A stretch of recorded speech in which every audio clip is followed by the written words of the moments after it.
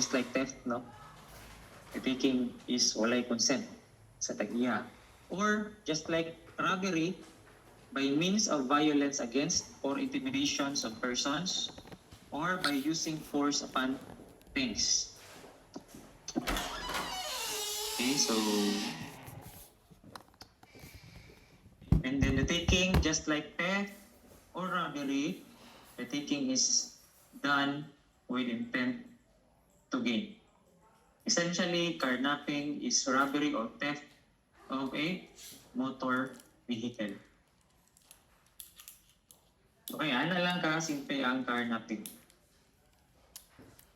So, proceed ta sa Cybercrime Prevention Act of 2012. So, muna siya ang offense nga work ng kadaghan, mga offenses nga nagkadaghan karon due to syempre ni-adapt ang atong law sa emerging technology. So, na ay think sections 4, 5, and 6 ang mga penal provisions aning Cybercrime Prevention Act. And let's start with offenses against confidentiality, integrity, and availability of computer data and systems. So, naadiha ang illegal access. So, patong diha ang account. So, diha ang account, ang email. So, it could be nga mahulog siya direct sa illegal access. Pwede po illegal interception. So,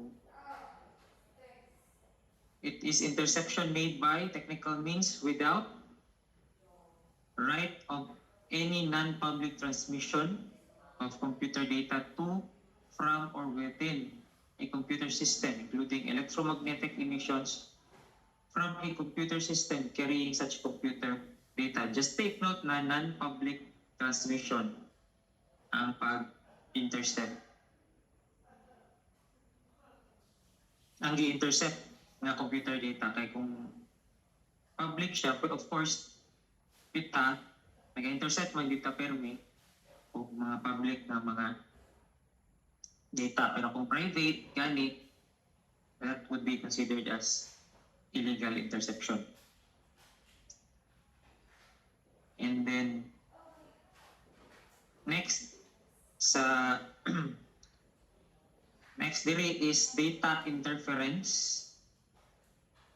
So the intentional or reckless alteration, damaging, deletion or deterioration of computer data, electronic document or electronic data message without right, including the introduction or transmission of viruses. So, kung virus, ang ang computer system sa isa company, yung virus, that could be considered as data interference. System interference. So the intentional, just like data interference, no? Ang diri lang sa data interference, ang data ang interfere diri system na gyud, ang whole system.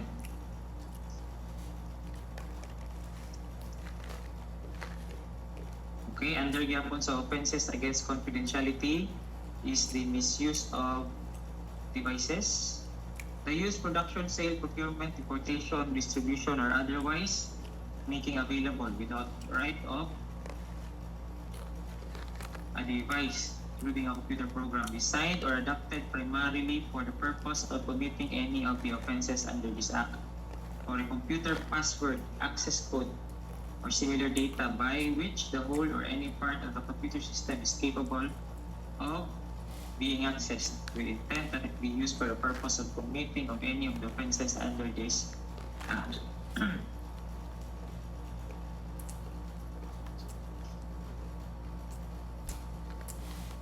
And then, the possession of an item referred to in 5 IAA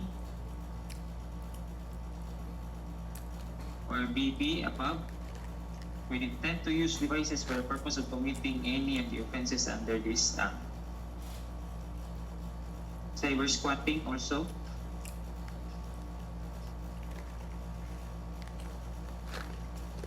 So next is computer-related offenses. So kato ganina sa regarding confidentiality, kani is computer-related offenses. Computer-related forgery. And input, alteration, or deletion of any computer data without resulting in inauthentic data with the intent that it be considered or acted upon for legal purposes, as if it were authentic, regardless whether or not the data is directly readable or intelligible.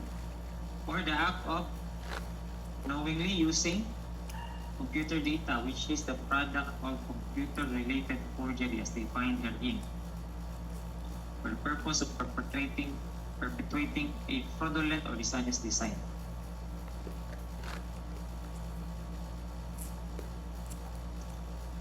Computer-related fraud, kung ganina forgery, kani kay fraud, the unauthorized input, alteration, or deletion of a computer data or program or interference in the functioning of a computer system, causing damage thereby with fraudulent intent.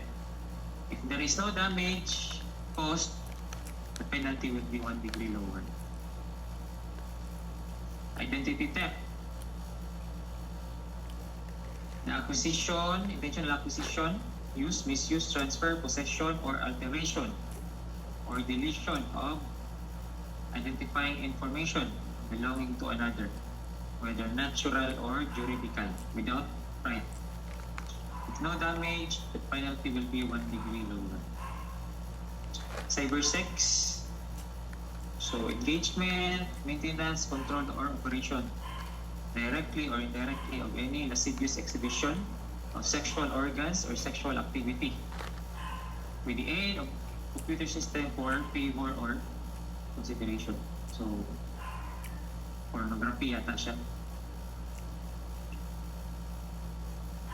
Child pornography, this has already been repealed. Kung saan nag-repeal ani? Katong anti-USAID o anti-CISAID.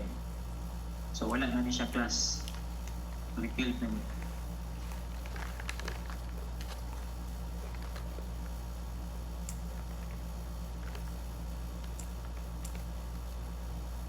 And this also declared as unconstitutional by the Supreme Court.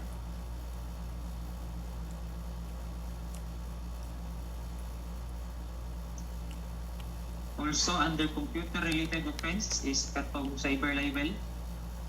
So kung ang libel committed siya through a computer system or other similar means which may be devised in the future, it can be cyber libel. And ang penalty niya sa cyber libel is, according to Section 6, 1 degree higher than that provided by the revised penal code.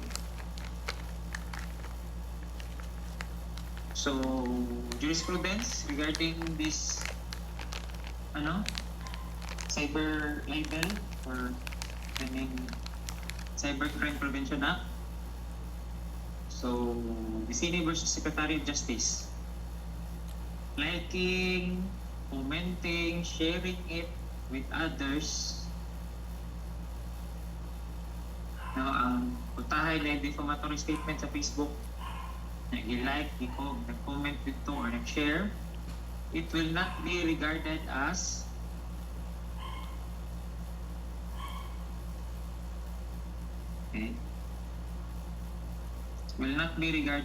aiding or abetting cyber libel. Okay, so or he merely expresses agreement with the statement on the poster, he still is not its author. Besides, it is not clear if aiding or abetting libel in the physical world is a crime. Okay, so utahay na informatory statement sa Facebook. Kung imong gi-like, i-share, or i-commentan, dili ka pwede malayable ana. According to the CME versus Secretary of Justice.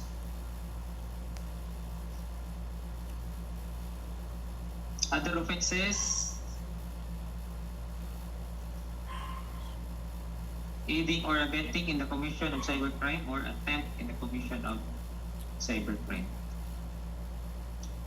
And then also, mahulog po siya sa Cybercrime Prevention Act if any offense or crime under the revised penal code or any other special penal laws, kung na-commit siya with the use of information and communications technologies, okay, mahulog siya, makover siya aning Section 6 of the Cybercrime Prevention Act. And the penalty that will be imposed will be 1 degree higher. Okay, so puntahay, naghatag siya og threat. Nga sa messenger niya gisend ang threat sa kapangkalaban niya. So, mahulog siya diri sa Section 6 na 1 degree higher ang penalty. Okay, so that's for Cybercrime Prevention Act.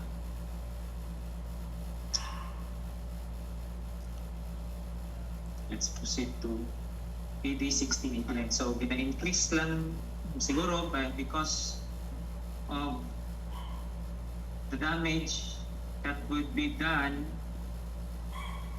to the victims, no? So, increasean nila ang penalty sa staffa if this situation occurs under PD 1689. Okay, so kung commit daw siya staffa or other forms of swindling as defined under the revised penal code,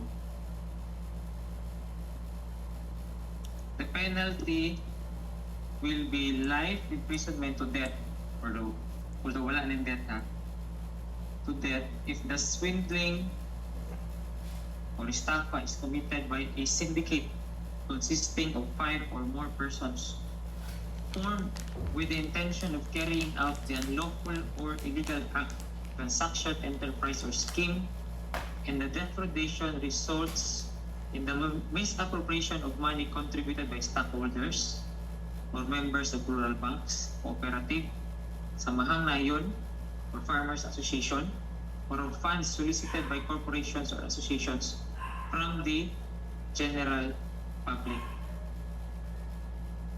Okay, so kung dili po daw siya committed by a syndicate, ang penalty will be reclusion temporal to reclusion perpetua. So,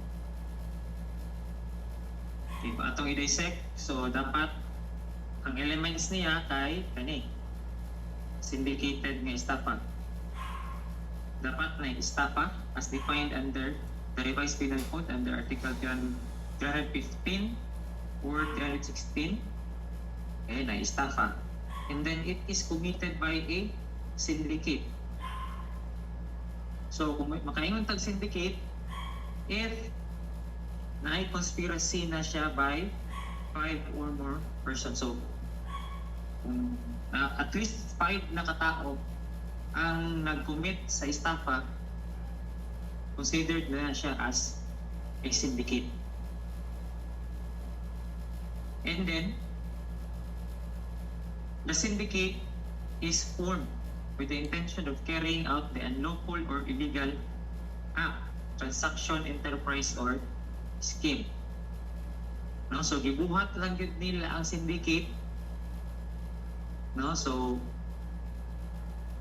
nagit sila sa pagbuo pa lang sa syndicate, ang ilang intention na is to carry out this unlawful act, this staffa. Okay, so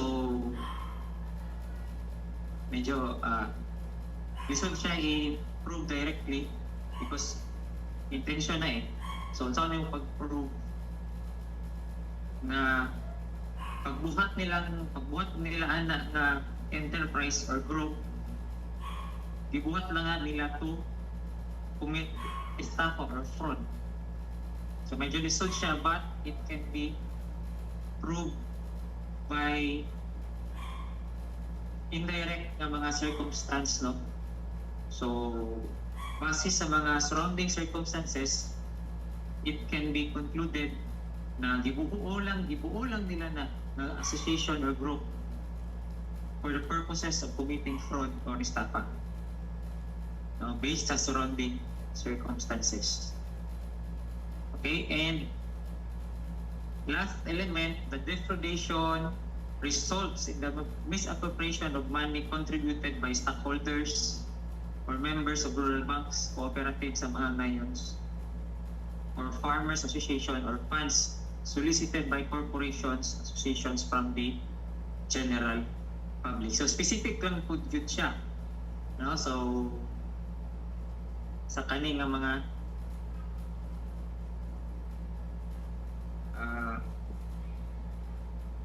kani ang mga dapat na defraud ng mga grupo or ng mga tao, ng mga victim na misappropriate ang money ani nga mga specific na mga victims. So diha ta makaingon nga na ay syndicated estafa. Now if kung wala ni kaning nga element, wala syndicate, pwede di na to siya ma-consider as syndicated estafa. No, but still punishable siya under PD 1689. Kani kung walay syndicate, kung wala ni siya element number 2, punishable gyapon siya under PD 1689, but ang penalty niya is reclusion temporal to reclusion perpetual lang. Whereas kung kompleto ni siya nga element, syndicated estafa ang atong tawag, ang penalty niya is life imprisonment.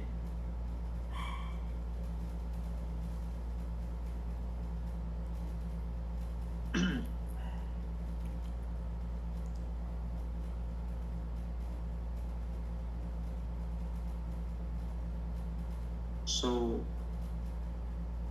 maybe example aning syndicated estafa could be katong mga investment schemes gani sa una. No, so na for example kato lang na siya estafa na commit ang katong mga members atong association, no? Tapos na-commit siya by, siyempre, dagan magito sila. More than 5 persons so sila, syndicate sila. And then, kanina, ay intention yun sila to defraud the public. And then, ang funds ato, mahulog siya nga direct, solicited by that corporation or association from the general public. Kaya nagpa-investment to sila sa general, ginawas nila sa public nga mag-invest ka ani mo times 3 times 5 ang imuhang kwarta pagka isa lang ka bulan after. So syndicated estafa to siya. Okay, so that's for PD 1689. So by the way, is there a crime as large-scale estafa defined under any law? Large-scale estafa? It appears na wala gid technically large-scale estafa, but siguro kung dako kayo ang na-defraud nga amount, so pwede na to siya i-characterize, syndicated or not, as a large-scale na siya nga estafa.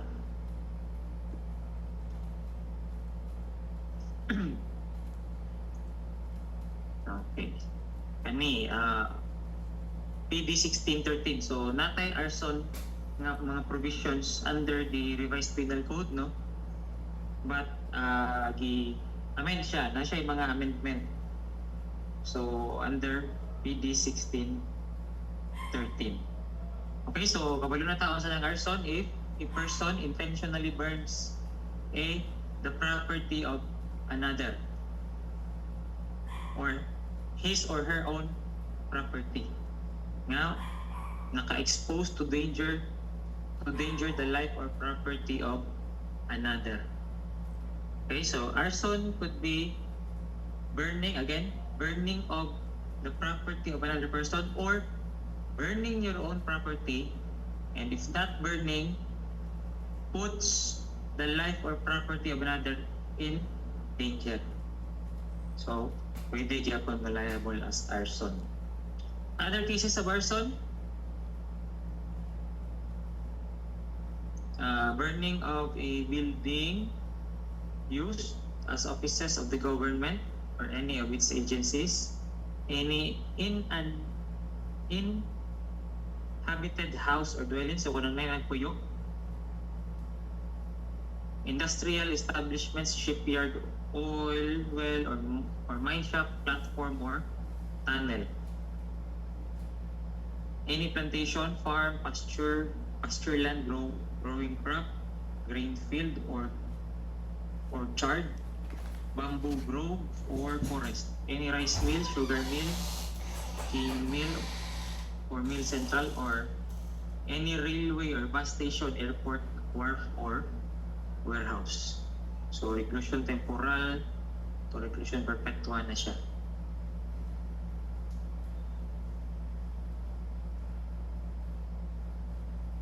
So aggravating circumstances under section 4, kung na siya committed with intent to gain, committed for the benefit of another, the offender is motivated by spite, hatred towards the owner or occupant of the property burned if committed by a syndicate. And syndicated daw siya na arson if planned or carried out by a group of 3 or more persons. So at least 3 lang direct. Dili pa rin sa katong syndicated estafa nga at least 5. There is a syndicated nga arson at least 3 ka persons.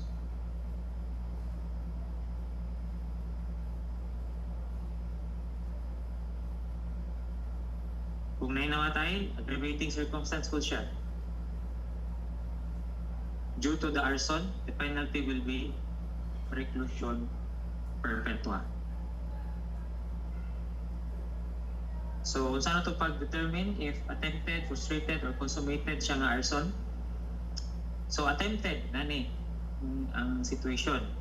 A person intending to burn a wooden structure collects some rags, soaks them in gasoline, and places them beside the wooden wall of that building. When he is about to light a match to set fire to the rags, he is discovered by another who chases him away. So, attempted pa siya. Eh, wala pa niya. So, iya palang isindihan ang iyang posporo. Ang iyang match. Wala niya nasunog katong rags nga naay gasoline. So, attempted pa lang siya. Ang say kalahian niya sa frustrated. If the person is able to light or set fire the rags, but the fire was put out before any part of the building was burned, it is frustrated. So, katong iyahang sugnod unta, iyanan nasindihanan niya pero wala nasunog. Before pag nasunog tong building, nga intended yun niya nga masunog, wala nasunog. So, frustrated na siya. And consummated siya if before the fire was put out, it had burned a part of the building. Also, setting fire to the contents of the building constitutes consummated arson, even if no part of the building was burned. So, masking nalang na gamay nga nasunog sa building, no? Consummated na siya na arson. So, dili necessary nga masunog yung tanan ang building. Even part lang siya. Masunog ana, consummated na siya nga arson. And destructive arson siya under PD 1744, i-amend niya ang Article 320 of the Revised Penal Code.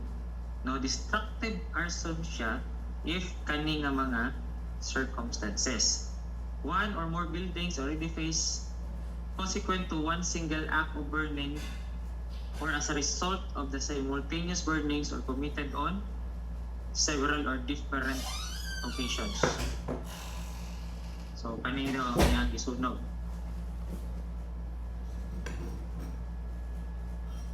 Any building of public or private ownership devoted to the use of the public in general,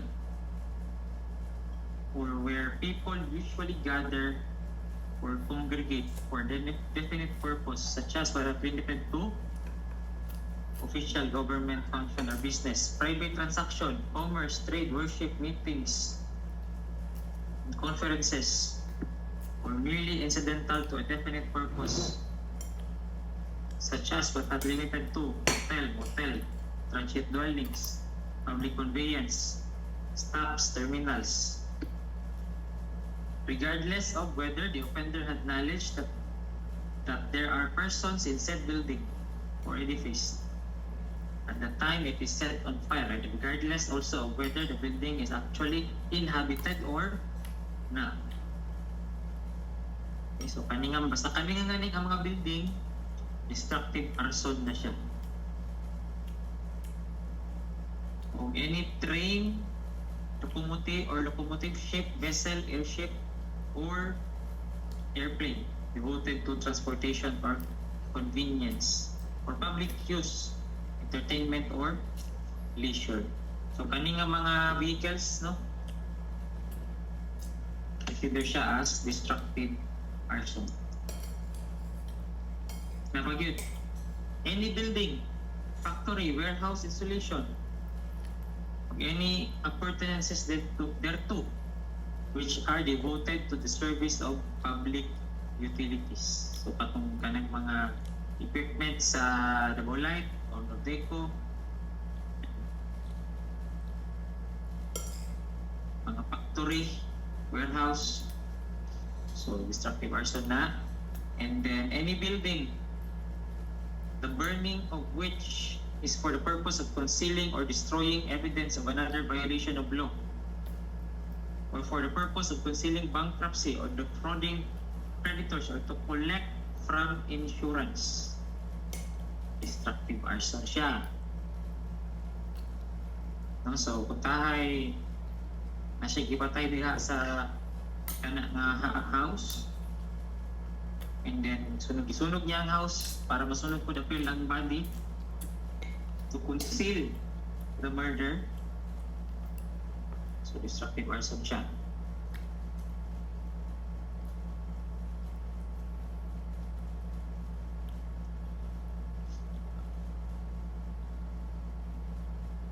So destructive arson po siya if any arsenal, shipyard, storehouse, or military powder or fireworks factory, ordnance, storehouse, archives, or general museum of the government, or in an inhabited place, any storehouse or factory of inflammable or explosive materials. Destructive arson nga po siya. Okay? So that's it for destructive sa arson, simple arson and destructive arson.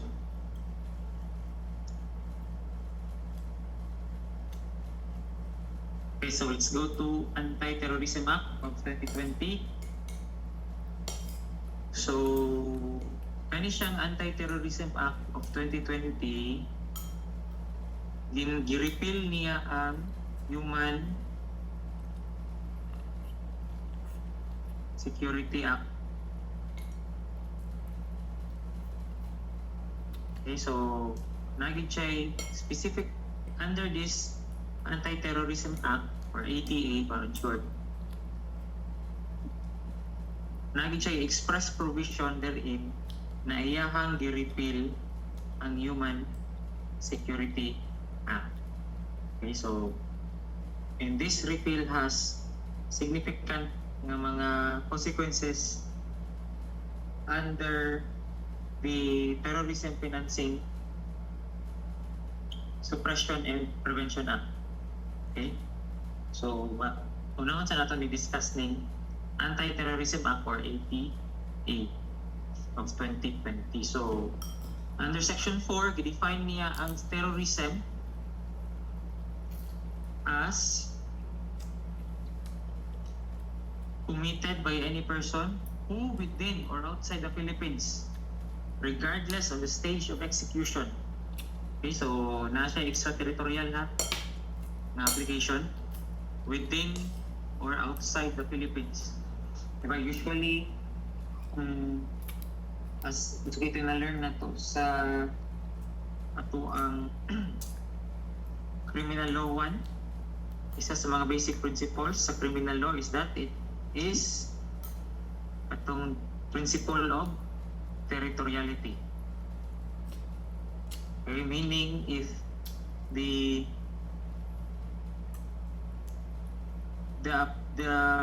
generally our criminal laws apply only to those crimes or acts committed within our jurisdiction, committed within the Philippines.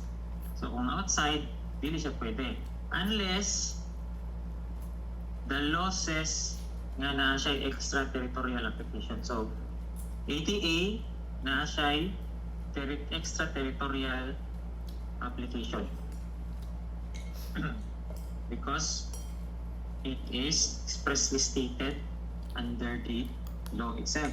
So, nag-commit daw ang any person within or outside the Philippines regardless of the execution stage, ani nga mga acts, engages in acts intended to cause death or serious bodily injury to any person or endangers a person's life,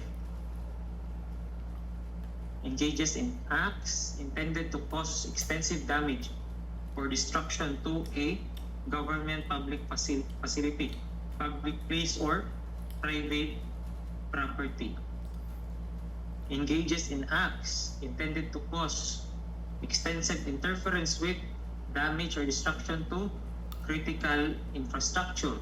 So like kanang mga cell sites, power plants, no? Terminals, airports, and then develops, manufactures, possesses, acquires, transports, supplies, or uses weapons, explosives, or biological, nuclear, radiological, or chemical weapons, and release of dangerous substances or causing fire, floods, or explosions. No? Either ani ng mga kuan, acts, and so makonsider natin siya as element number 1, no? Sa terrorism. And then ang purpose niya, anong gibuhat niya ning mga acts under A to E is to intimidate the general public or a segment thereof, or create an atmosphere or spread a message of fear,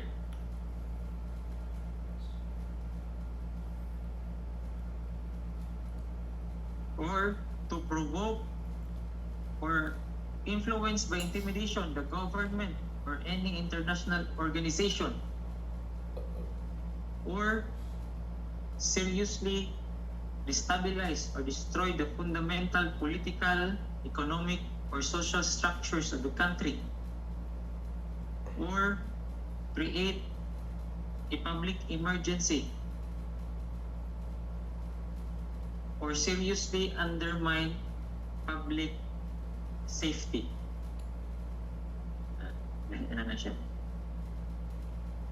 Okay, so shall be guilty of committing terrorism. Shall suffer the penalty of life imprisonment without the benefit of parole.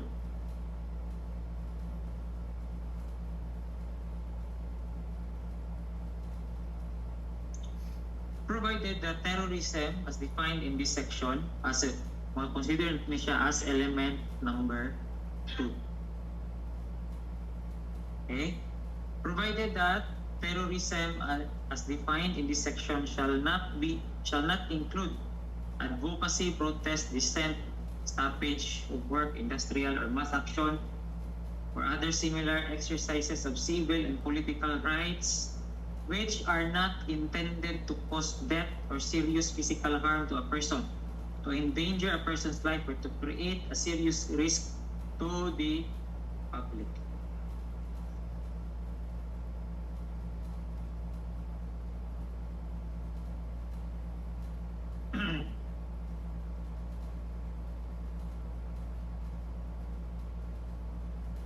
So, una siya ang terrorism. No? So, again, also, moto siya, no? Ang elements niya, duha nga akong gingon.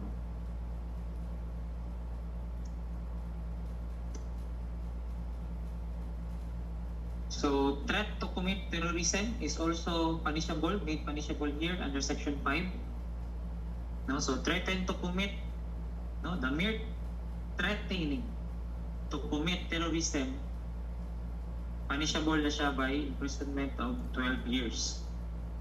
Okay, so and also planning, training, preparing, and facilitating the commission of terrorism is also made punishable under ATA.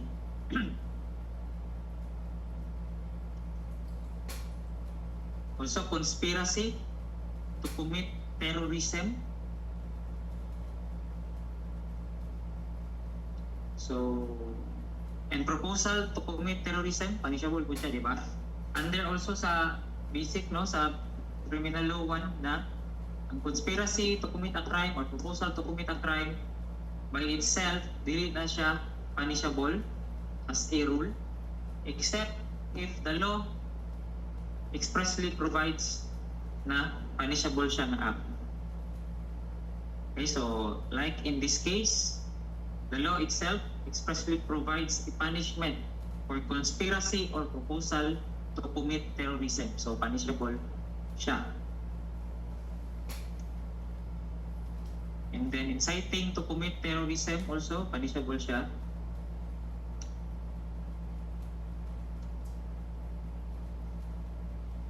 And then, designation of terrorist individuals, groups of persons, organizations, or associations.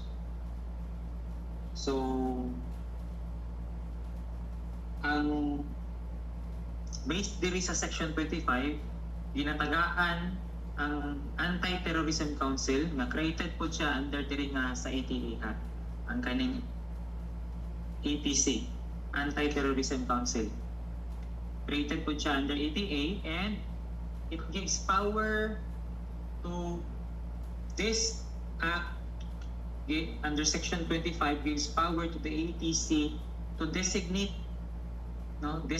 persons or groups as a terrorist organization or individual. Under Section 25. Kanilang second paragraph, declare niya siya as unconstitutional by the Supreme Court.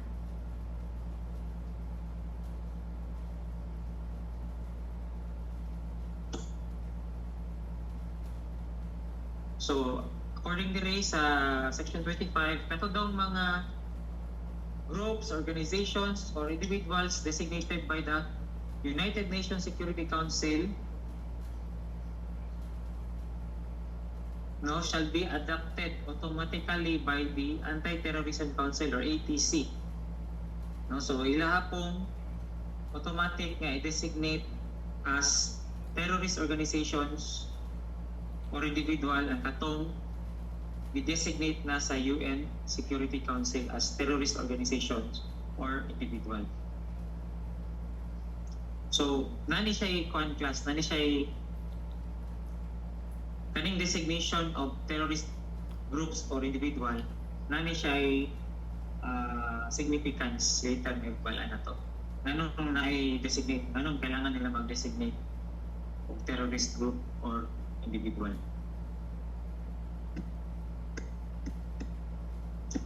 Example of mga groups na designate as terrorist by the United Nations Security Council by the ATC kay ang kaning CPP-NPA kay designate na siya as a terrorist organization. CPP-NPA, NDF, Abu Sayyaf, patong Maute Group, designated sila by the UN Security Council and even by the another jurisdiction, the United States, US Department of State. So designated po na sila as terrorist organizations and also other jurisdictions, no? Like Australia, UK, nana sila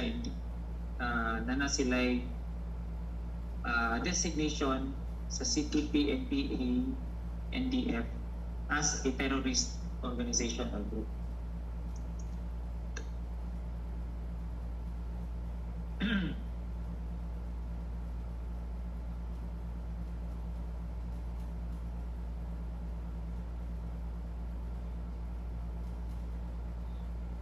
And then ang designation is lahi na siya sa proscription because ang designation, it's either the ATC or the other jurisdiction or the UN Security Council mag-designate. So medyo dali lang ang iyang process because administrative lang man na sila ng mga agencies or organizations. No? So, kailangan lang of at least probable cause na terrorist yun sila or nag-commit yun sila na organization or individual of terrorist acts. So, based sa ilahang validation, consideration, ato nga mga organizations or the UN Security Council can designate that such organization or group as a terrorist organization. Unlike sa proscription,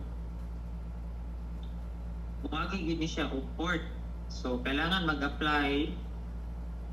mag-application sa Court of Appeals, no? Specific ni siya sa CA ang proscription para ma-judicially proscribe ang isa ka organization or individual as a terrorist organization or individual. Okay?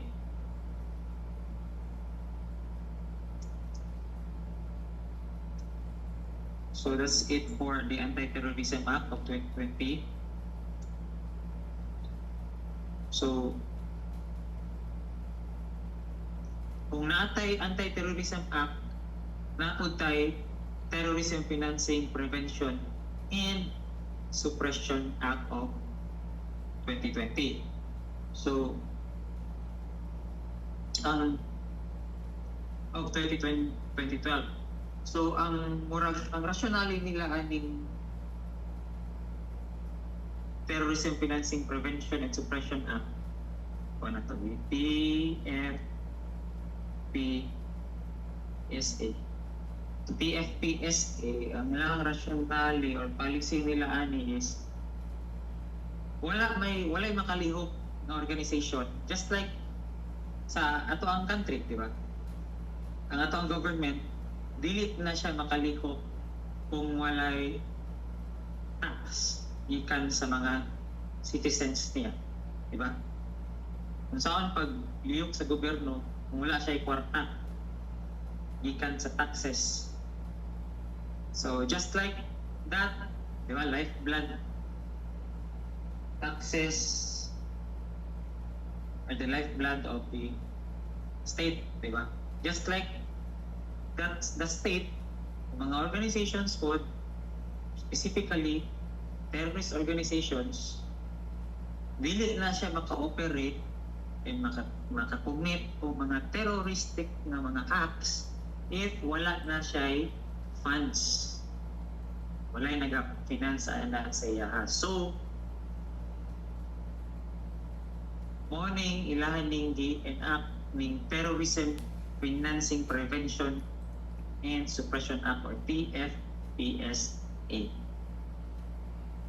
No, kay kung walay kwarta, dili kalihok ang terrorist organization. So any person who directly or indirectly, willfully and without lawful excuse, possesses, provides, collects, or uses property or funds, or makes available property, funds, or financial service or other related services by any means with the unlawful and willful intention that they should be used, or with the knowledge that they are to be used in full or in part to carry out or facilitate the commission of any terrorist act. Okay? So, ang isa katao, naghatag siya og kwarta or property or financial service sa grupo or individual para kana nga grupo or individual makakommit og terrorist act. Or pwede po nga kabalo siya na terrorist organization, association or group na siya and naghatag siya og funds, service or property ana nga terrorist organization.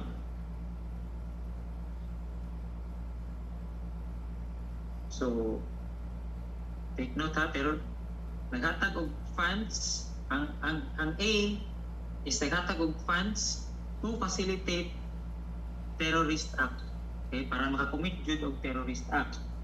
Diri sa B, naghatag siya funds sa terrorist organization or association or group.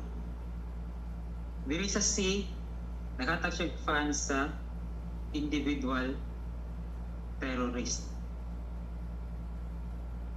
Okay, so kung ato siya i-analyze, para naatay terrorism financing, violation of terrorism financing under Section 4, dapat ma-prove na to either nga naay terrorist act, naay terrorist organization, or kana gid siya individual terrorist.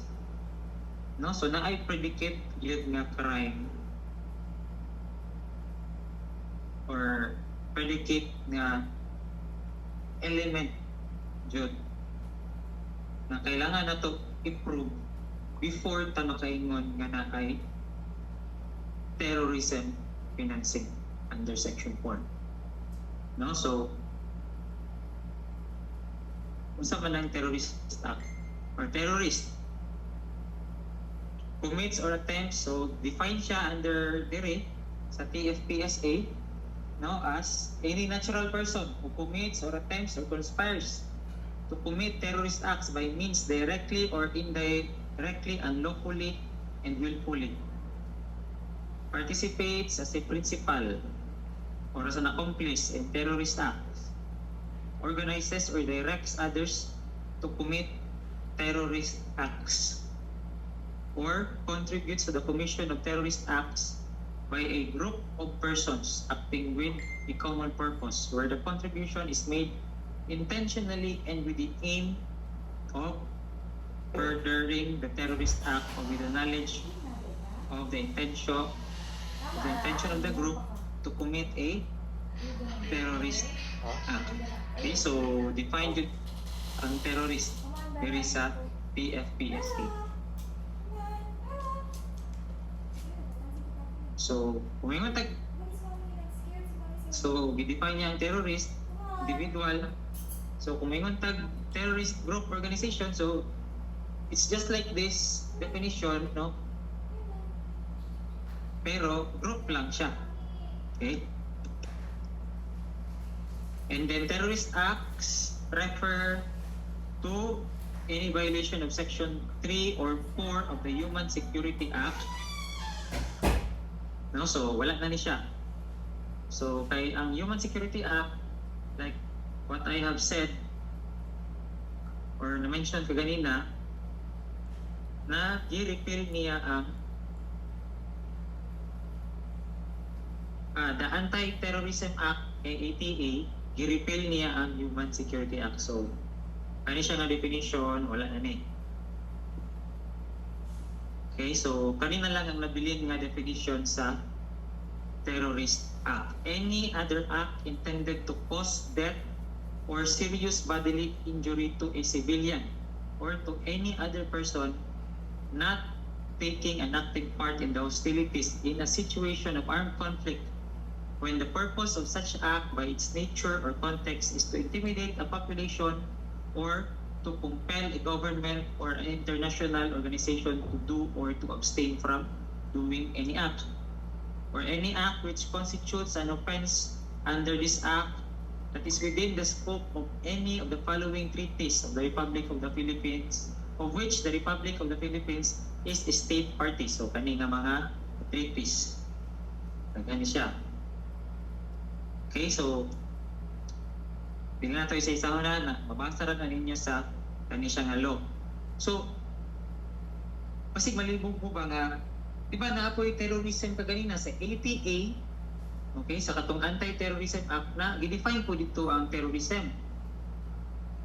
So,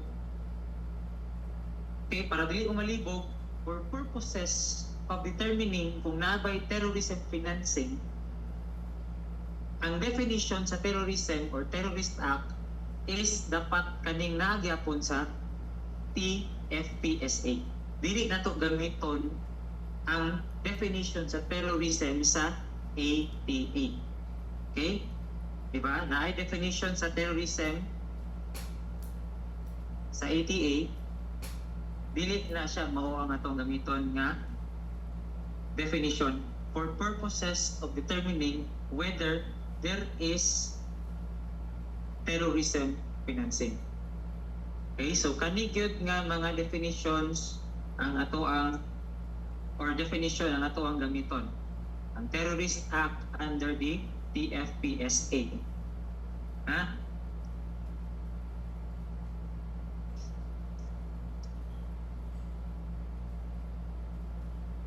Okay, so ang attempt or conspiracy to commit the crimes of financing of terrorism and dealing with property or funds of designated persons, punishable na siya under Section 5.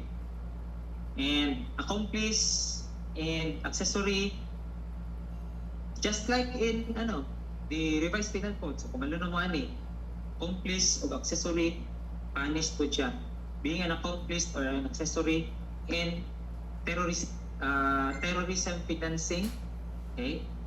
Terrorism financing, punishable siya under Section 6 and 7 of the terrorist TFPSA. Okay?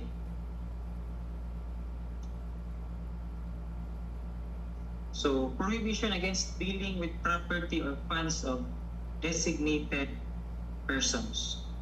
So, diri na to karon mabalaan na to unsay significance sa atong usa man ang designated, ganong namay designated ng mga organization or individual or persons.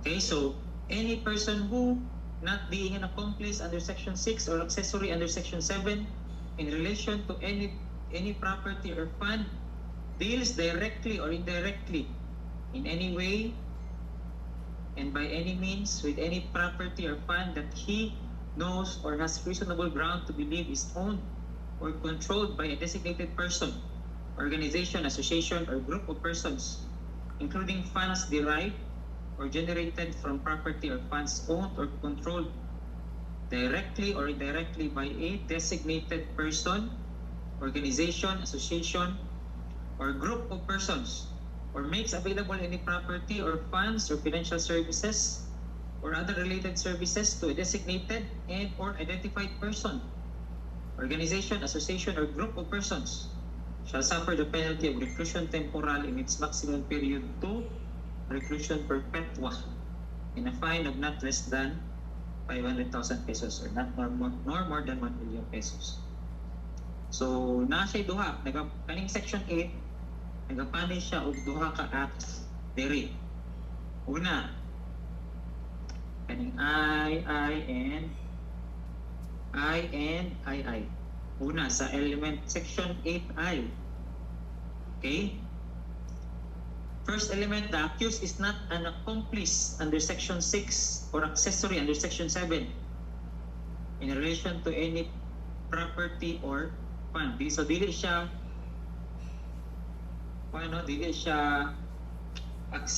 accomplice or accessory kani. Dili siya kani accomplice or accessory sa terrorism financing. Okay? And that accused deals directly or indirectly in any way and by any means with any property or fund. So, nag-deal siya. So, na siya sabay, iyahang gipalit ba o iyahang gibalik, iyahang giparenta, sabay na. Basta, deals in any way directly or indirectly by any means, basta nakig-deal siya na nga property. And that na siya knowledge, he knows or has a reasonable ground to believe is owned or controlled by a designated person, organization, association, or group of persons. No, so kawalo siya or he ought to know, dapat lagi siya reasonable ground to believe nga kana nga property nga iyang gibil is owned or controlled by that designated person or organization. No, so pwede siya mal-liable diri under sa section 8I of the FPSA.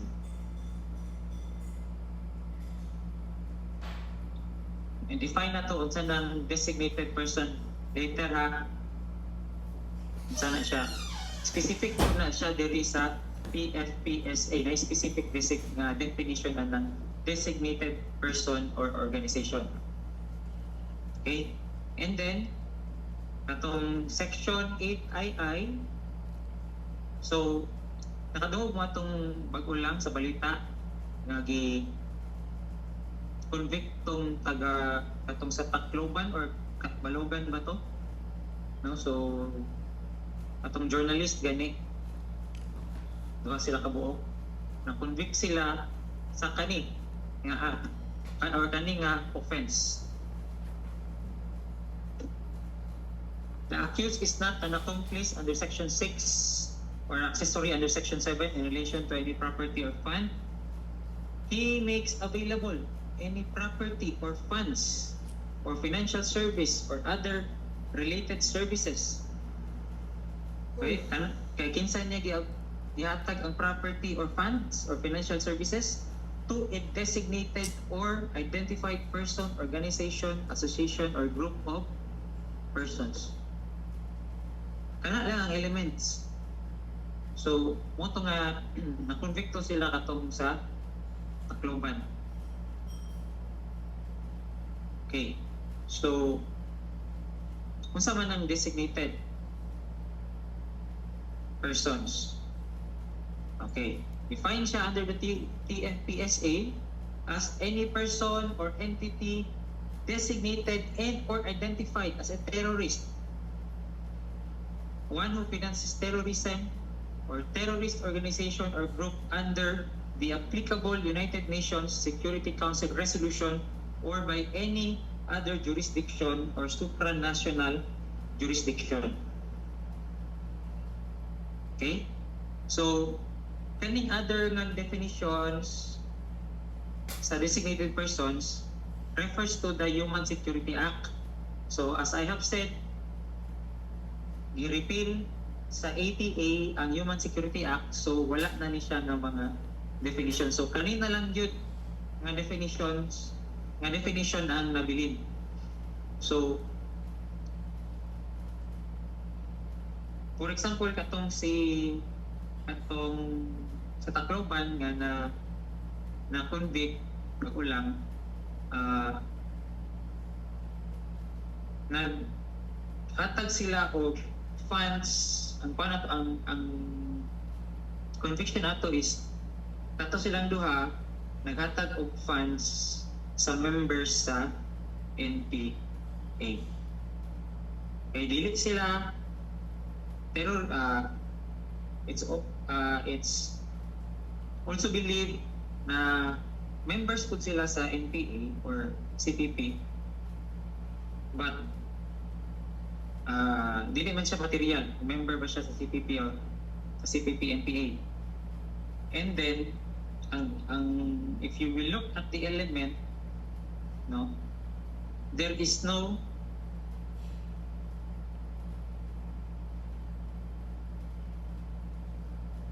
there is accused na ako nabutang diri, but ang sa section 8 any person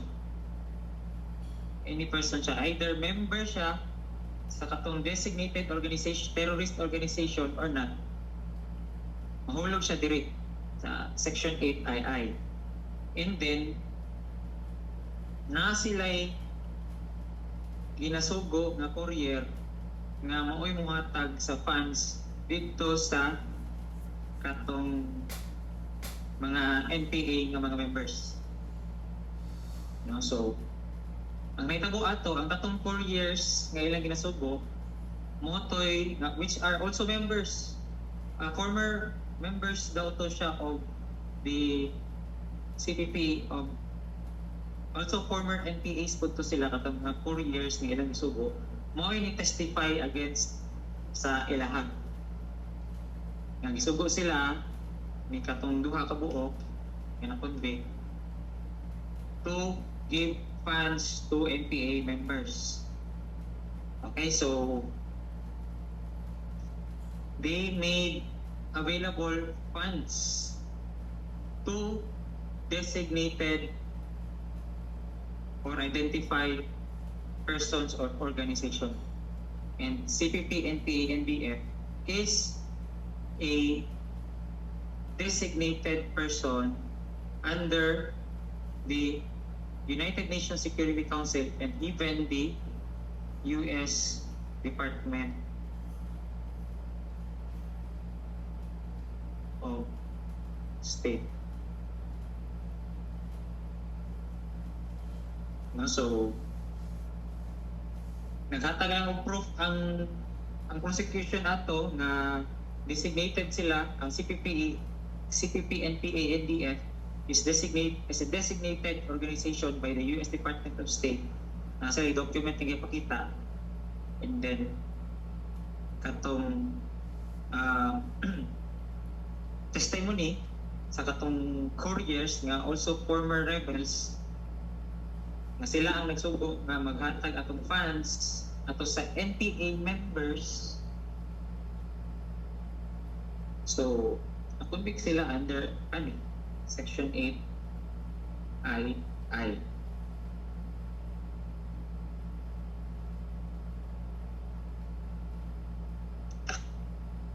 Okay, so I think diri lang sa takutog class. Next week na lang tayo padayon sa anti-piracy and anti-highway robbery law. Okay? So any question regarding our discussions?